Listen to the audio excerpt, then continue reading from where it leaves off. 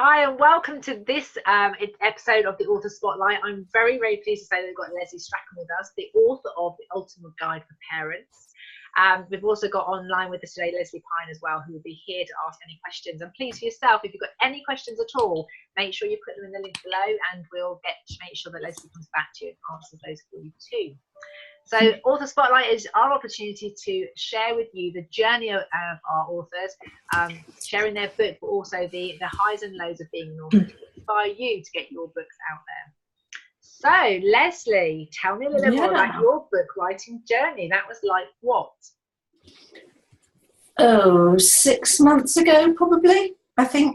I started this, and I kind of always wanted to write a book, but never really had a topic in mind. So this process has been very quick for me because all of a sudden it twigged, and then I just wanted to get out to market and get the book sold. So it's been very quick for me. And so when it clicked, what's that about? What happened when it clicked for you?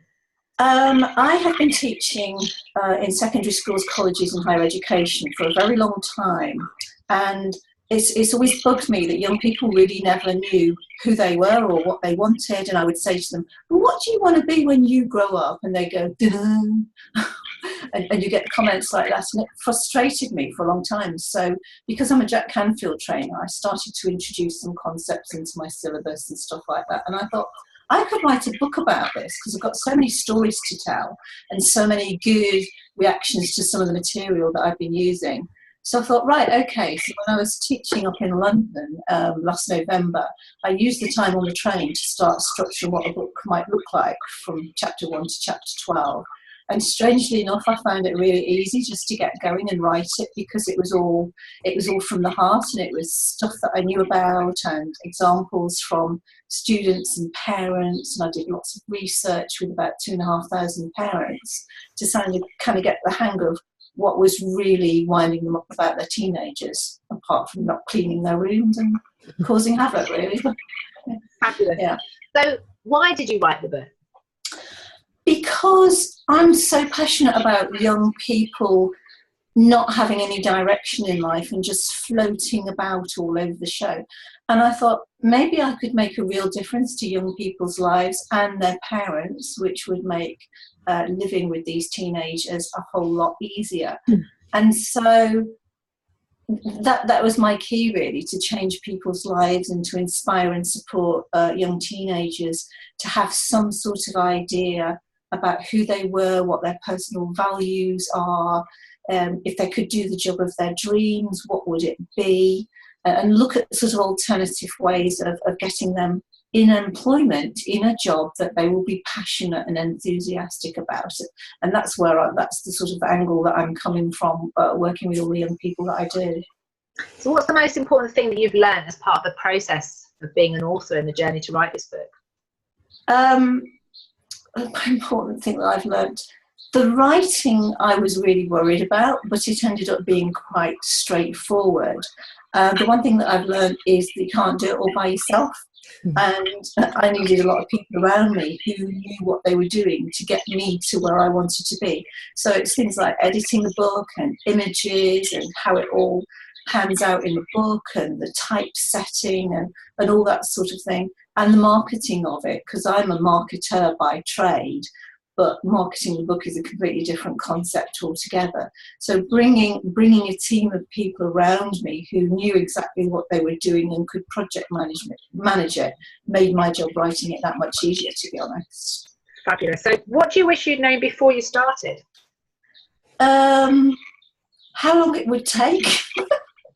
Because like other speakers have said before, it's quite a long process, and you get quite depressed about some aspects of it, and sometimes you hit brick walls and you don't know how to get out of it, and shall I bother completing it? Is it worthy enough to get onto a bookshelf?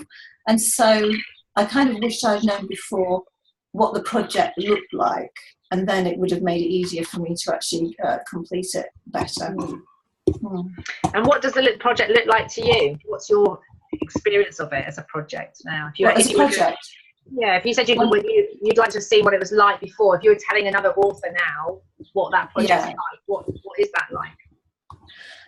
It's having somebody on board who can coordinate the whole process and tell you week by week what the actual process is going to be. What I do like working about with Karen and Librotas is that there's a weekly accountability form every week, and I like that because I can start planning what I'm going to say the next week, so that I stay on track and be committed to not letting other members of the team down. So now I know the process. I'm going to wish I hadn't said this before, but maybe the second, third and fourth book will be easier because I know what to expect. And some of it for me was a bit of a tsunami of information and stuff language that I didn't know existed. So new process for me. Yeah. So that's what I've learned. And I think that even now, Karen and I, when we're working with our clients, you say about the language, there's like editing, and then there's development editing, and there's proofreading, and there's grammar editing, and there's feedback and developing ideas kind of editing. So you can say editing, and there's so many different variations of it. Yeah.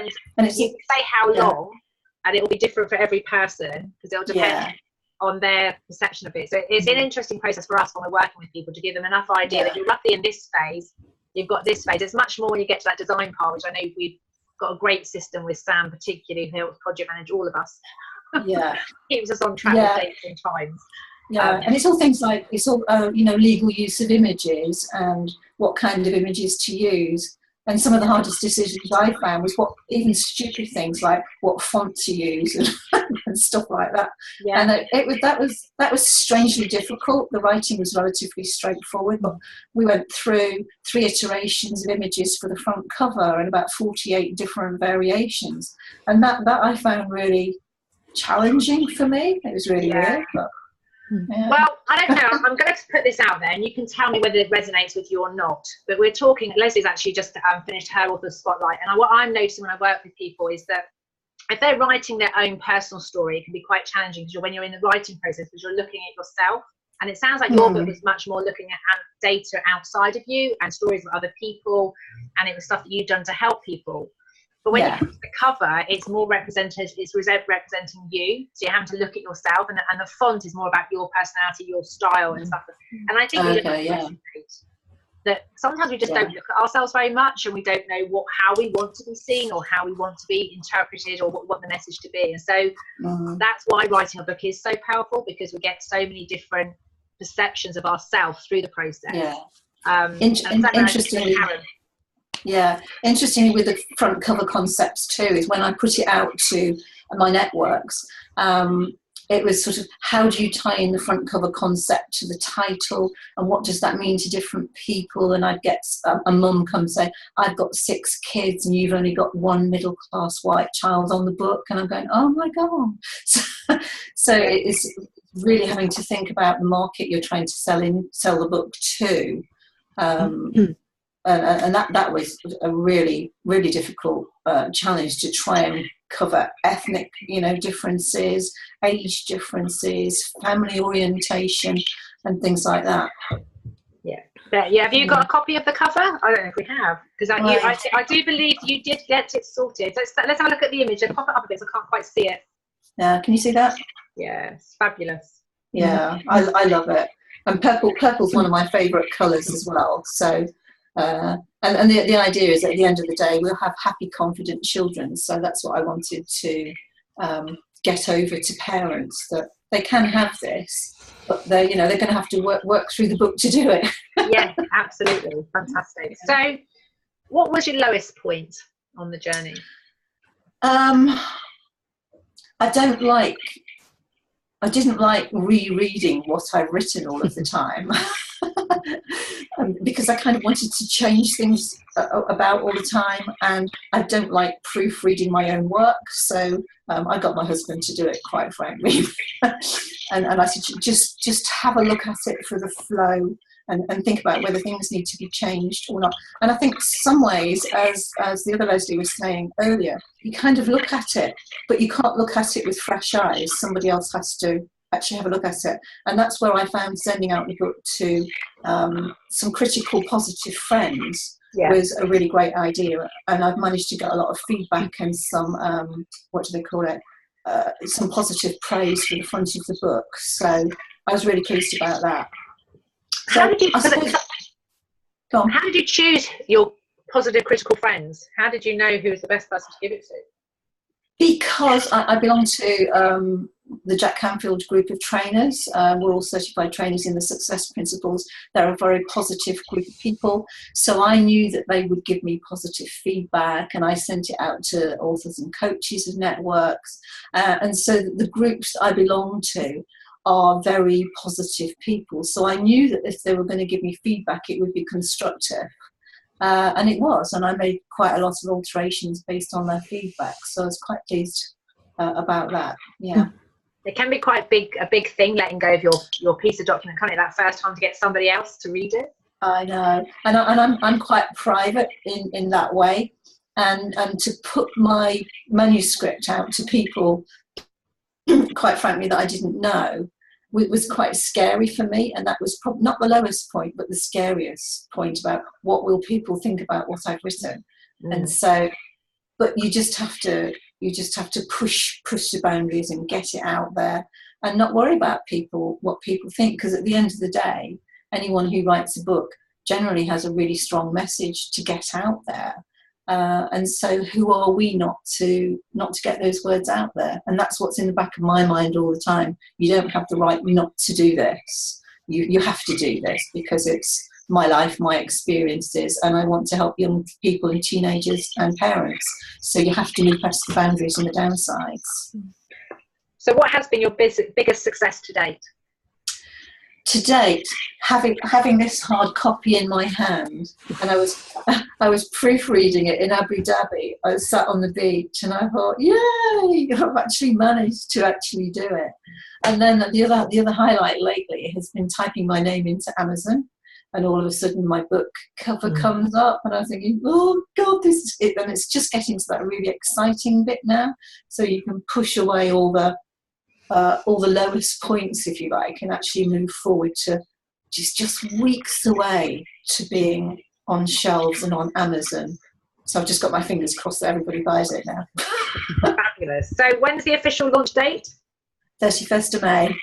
31st of May 2018. I'm going to mention that just because this video could be viral in years to come, and we just don't know whether. Yeah. Well, I've just started reading the book, and certainly my son's just going through his career change and trying to work out with us. We're looking forward to doing it as a co-coaching project together. So thank you for writing it. And already the flow and the style of it has really been easy to gel with and to make sense of. So huge thank you there. You're welcome. So, Lesley, do you have any questions for the other Lesley? Not particularly. It's just an interesting observation, actually, because our books are completely different, aren't they? Mine's been very much an internal journey. And when it came to the cover and the font, I was like, I don't mind. I mean, the cover, I had several designs of, and I've got some friends, but the font, no, I don't care what its font is. They chose quite a nice one, but it's that completely opposite way round, isn't it? And that was interesting. That really. Yeah. And I think because I come from a marketing profession, I don't know why that was so difficult for me, but I had to love the book and love the way it looks, because if I don't, then I can't expect anybody else to. Exactly. So that was really key for me. And because it's got tons of exercises in it as well, it had to be formatted so it all sort of flowed and looked right. So for me, look and feel was really important. Yes. I haven't got mine yet, the copy of it. Well, what just resonated there, though, listening to you, and I think this is a bit that we don't always understand about the book writing process, is that when you're marketing somebody else or helping other people, you're the observer of the system, aren't you? Because you've got the client with this particular thing they want to sell, and you're listening to what the consumer needs, and you're marketing to the two. But when we're selling our book, like you say, we have to be proud of it, we have to like it, we have to want to associate ourselves with it. So not only are we wanting it to resonate with the consumer, the reader, but it's also got to resonate with us. And so, and that's where I pride ourselves at Librotas. It's very much about, whereas if you do publishing deals, you might sometimes, I get the sense that your opinions will be overridden because it's about what will sell it. But actually, with the self-publishing route, it is about you being aligned with it, because it's about connecting to you as well and making sure it goes through. Definitely. And I've got lots of interviews set up. I've got workshops set up and stuff like that. And I'm actually really proud to be able to hold my book and say, you know, this is it, and all the exercises that we're going to do today come out of the book. So I kind of feel that the book's given me a momentum. It's given me professional credibility, if you like, on which to grow my business. And that's one of the reasons why I wrote the business, was to establish. I'd done a lot of courses about how to be a consultant, and because I'd had a career change last year, and everyone kept saying, write a book, write a book, write a book. And I'm going, no, I don't want to write a book. And, you know, after a while, you get the feeling that you get messages from all over the place, don't you? And then they all start sort of becoming a volcano at the end. So in the end, I had to sort of say, okay, I'll write a book. So for me, this book is a kind of a stepping stone to writing online courses and doing workshops in schools, colleges, universities, and what have you. So looking forward to all of that. Fabs, I have one last question that's not on the sheet, but it just come up because of what you're saying there, is that often we in life, we get given advice, don't we? You ought to write a book, or you should do this, but we're not ready to hear it. So if you could go back to your former self 6 months ago that was getting that, or even a year ago or 2 years ago, whenever you were very first told you should write a book, what would you say to yourself? That's hard because I'm really stubborn. And so I think I have to come to those decisions myself over time, and I'm a great believer that if you hear it often enough and different people say it, and other, you know, I've explored other people who've written books and asked them about what they've done and stuff like that. So I gather a lot of research and information, and then I make the decision from there. So 6 months ago, I would probably have said, do a bit more research, ask a few more people, and I might have got started a bit earlier. But like the other Lesley, I think there is a point in life where it's the right time and the right place and the right space. And, you know, that was it for me. So my advice to other authors is that you will know when it's the right time. Don't sit in front of a computer with an empty Word document. Something, like Lesley said, something triggers something, and then you just get started. So don't stress about the writing, it will come. Absolutely.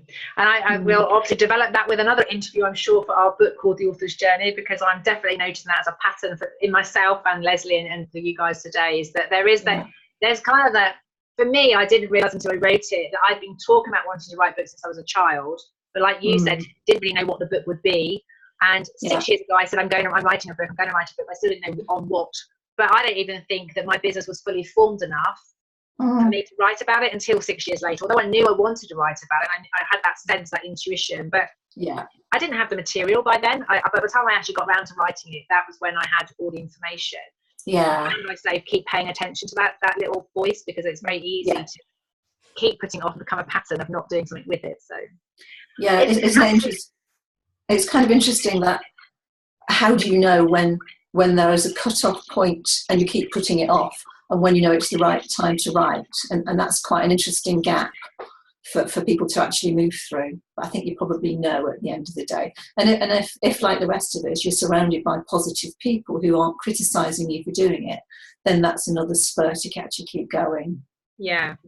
And I suppose if you were talking about that gap then between, you know, how do you identify whether it's procrastination? My work, a lot of the work is about the critic. And I would say to you, write a piece of something you want to write, tell a few people about your idea of what you've got, and listen to the feedback. But make sure the people you're asking are the kind of people who are like you, that would want to hear it, because it's really easy. We had somebody that we've just started working with where they'd shown their first piece of work, you know, a bit of bravery, and the person just pulled it apart. And it was, so if you're going to give your first piece of work out, it's got to be, you know, in your case it would be people that are childless, or somebody who's going through a difficult time with parents. It's got to be the ideal reader who people might benefit from it, because they're going to resonate with it more. And actually ask them, what do you like about it? And set yourself up for some positive feedback. You know, does it make sense? Is it flow? Does it, you know, what emotions does it conjure up for you? Whatever it is you're looking for. But it's really important if you're caught in that bit, because I hear so many times that the delay factor is because that bit where you've both talked about, where is it good enough, has started before they've even shown it to anybody. And until you get the feedback, you don't know that it's got huge value. No, you don't. But we just have to feel the fear and do it anyway most of the time, don't we? Absolutely, but so much easier if you've got a cheerleading team. Whether it's I work with Karen and myself, and Lesley, we've been very honoured to get to work with you. But whether you're working with Librotas or not, and anyone's watching this, it is about having a team. You've got your family, or you've got friends, people that encourage you, that want you to get the book done. Because I think people underestimate the process, as you say, whether it takes 18 months or 6 months or 6 years in my case. It's a journey, but a bit like watching someone train for the marathon or whatever else. If they understand what's involved and you share it with them, people can encourage you. And definitely that end bit, like the last mile, we all need lots of cheerleaders to get us through the design and editing part. We do, yeah. So and everyone's got a view. Lesley, I've got to give you a thumbs up. Give you away with your book again, you superstar. Fabulous. What a great place to finish.